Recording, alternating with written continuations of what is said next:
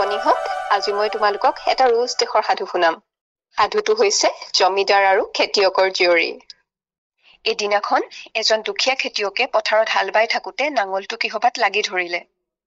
তেতিয়া কিহতনো লাগি ধৰিল চাবলৈ গৈ তেওঁৰ যেন চকু দুটা চকচকাই উঠিল।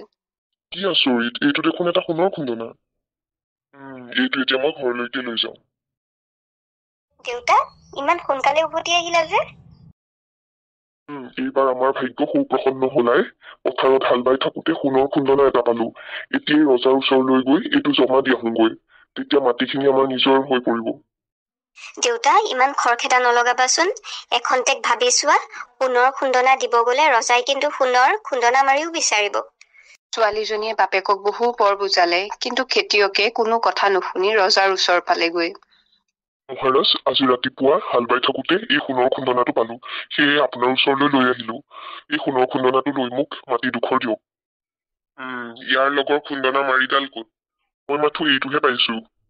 হেৰ মূৰ্খ, তোৰ কথা কোনে বিশ্বাস কৰিব? খুন্দনা থাকিলে মাৰিডালো থাকিব, যা বিচাৰি আনগৈ। যদিহে আনিব নোৱাৰ তেনেহলে তোৰ জিভা কাটি পেলোৱা হব। ছোৱালীৰ পৰামৰ্শ নুশুনাৰ ফল হাতে হাতে পালো। কি হল? কি কৈছ তই? মহাৰাজ, মোৰ ছোৱালীজনীয়ে মোক ককিয়াই দিছিল। স্বৰ্গদেৱে মোক নিশ্চয় সোণৰ খুন্দনাৰ লগত সোণৰ খুন্দনা মাৰিও বিচাৰিব। এতিয়া তাইৰ কথাই ঠিক হল।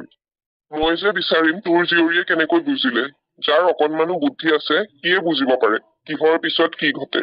বাৰু, তোৰ জীয়ৰী যদি ইমানেই বুদ্ধিমতী হয় তেনেহলে এতিয়াই তাইক মোৰ ওচৰলৈ পঠিয়াই দেগৈ। দেউতা, মহাৰাজে কি কলে? মাজনী, তোৰ কথাই সঁচা হল। মহাৰাজে খুন্দনাৰ লগত খুন্দনা মাৰিডালো বিচাৰিছে। আৰু যদি খুন্দনাৰ মাৰিডাল মই বিচাৰি নিদিওঁ তেনেহলে তেওঁ মোৰ জিভা কাটি পেলাম বুলি কৈছে। আৰু যেতিয়া মই মহাৰাজক কলো যে মোৰ ছোৱালীয়ে মোক কৈছিল মহাৰাজে খুন্দনাৰ লগতে খুন্দনাৰ মাৰিডালো বিচাৰিব, তেতিয়া তেওঁ মোক কেনেকৈ জানিলে বুলি সোধে আৰু তোক মহাৰাজৰ ওচৰলৈ লৈ যাবলৈ আদেশ দিছে। দেউতা, তুমি ভয় নাখাবা, মই যাওঁ, মোৰ একো বিপদ নহয়।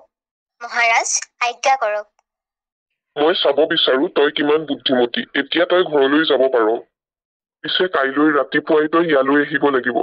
খালী গাৰেও নহয়, আকৌ কাপোৰ কানিও নিপিন্ধিবি। খোজ কাঢ়িও আহিব নোৱাৰ, আকৌ ঘোঁৰাটো উঠিব নোৱাৰ, গাড়ীটো নুঠিবি। তই যদি সফল হব পাৰ তেনেহলে দেউতাৰৰ খুন্দনাটো উভতাই দিম, নহলে কিন্তু তোৰ মৃত্যু অৱধাৰিত। পিছদিনাখন ৰাতিপুৱাতে ছোৱালীজনীয়ে সকলো আদেশ মানি লৈ গাত মাছ মৰা জাল এখন মেৰিয়াই ঢকুৱা বান্ধিলে আৰু নিজকে গাধ এটাৰ গাত বান্ধিলে। গাধই চুচৰাই তাইক ৰজাৰ ওচৰ পোৱালেগৈ। ৰজাই ছোৱালীজনীৰ বুদ্ধি দেখি বিচুতি খালে। তাৰ পিছত নিজৰ কথা অনুসৰি সোণৰ খুন্দনাটো খেতিয়কক উভতাই দিলে। ছোৱালীজনীক প্ৰসাদতে ৰখাৰ ব্যৱস্থা কৰিলে, যাতে দৰকাৰ হলেই তাইৰ পৰামৰ্শ গ্ৰহণ কৰিব পাৰে। এদিনাখন কিছুমান ঘোঁৰা ৰখীয়াই সিহঁতৰ ঘোঁৰা পৰ্বতৰ গাৰ পশুচাৰণ ভূমিৰ পিনে খেদাই লৈ গৈছিল। ৰাতি হোৱাত সিহঁতে ঘোঁৰাৰ পিঠিৰ পৰা মালপত্ৰ নমাই ঘোঁৰাবোৰ চৰিবলৈ এৰি দি খোৱা বোৱা কৰি তাতে শুই পৰিল। মাজৰাতি এজনী ঘূৰিয়ে পোৱালি দিলে। এনেতে আন এটা ঘোঁৰা ৰখীয়াই টোপনি ভাগিল। সি নতুন পোৱালিটো দেখি লগে লগে টানি আনি নিজৰ ঘোঁৰাটোৰ লগত বান্ধি থলে। পিছদিনাখন ঘূৰিৰ মালিকে দেখে যে পোৱালিটো এটা মতা ঘোঁৰাৰ গাত বন্ধা আছে। প্ৰথমতে সি বিচুতি খালে, পিছত বুজিব পাৰি পোৱালিটো খুলি আনিবলৈ গল। হেৰা বন্ধু, পোৱালিটো হল মোৰ ঘোঁৰাটোৰ পোৱালি এইটো। দুই ঘোঁৰাৰখীয়াই বহু পৰ কাজিয়া কৰিলে। শেষত মৰামৰি আৰম্ভ হল। কোনেও হাৰিবলৈ ৰাজি নহয়। সেয়ে দুয়ো ৰজাৰ ওচৰলৈ গল বিচাৰৰ বাবে। যিহেতু ঘোঁৰা পোৱালিটো ঘোঁৰাটোৰ ওচৰত পোৱা গৈছে, সেয়ে পোৱালিটো যে তাত কোনো সন্দেহ নাই। তুমি হতাশ নহবা, সঁচা কেতিয়াও ঢাকি ৰাখিব নোৱাৰি। যোৱা, এখন মাছ মৰা জাল বিচাৰি আনা। তাৰ পিছত সেইখন জালেৰে ৰাজপ্ৰাসাদৰ চোতালত মাছ মাৰিবলৈ ধৰা। ৰজাই চোতালত তুমি মাছ মাৰিবলৈ চেষ্টা কৰিছা দেখি আচৰিত হৈ তোমাক মূৰ্খ বুলিব। তুমি কাৰো কথালৈ কাণ নিদিবা, যি কব লাগে মই কম। এতিয়া যোৱা, মই কোৱা মতে কৰাগৈ।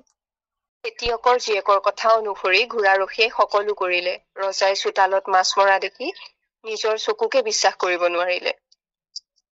কৰা, চোতালত মাছ পোৱা যায় নেকি? স্বৰ্গদেউ ঈশ্বৰ, আচৰিত হোৱাৰ কি কথা আছে? মতা ঘোঁৰাই যদি পোৱালি দিব পাৰে তেনেহলে চোতালত মাছ মৰা নেযাব কিয়? ৰজাই ভালদৰে বুজিলে যে এয়া নিশ্চয় খেতিয়কৰ জীয়েকৰে বুদ্ধি। তাইয়ে ঘোঁৰাৰখীয়াক সকলো শিকাই দিছে। খঙতে তেওঁ ছোৱালীজনীক প্ৰসাদৰ পৰা খেদি দিলে। আৰু ছোৱালীজনীয়েওতো ইয়াকে বিচাৰিছিল।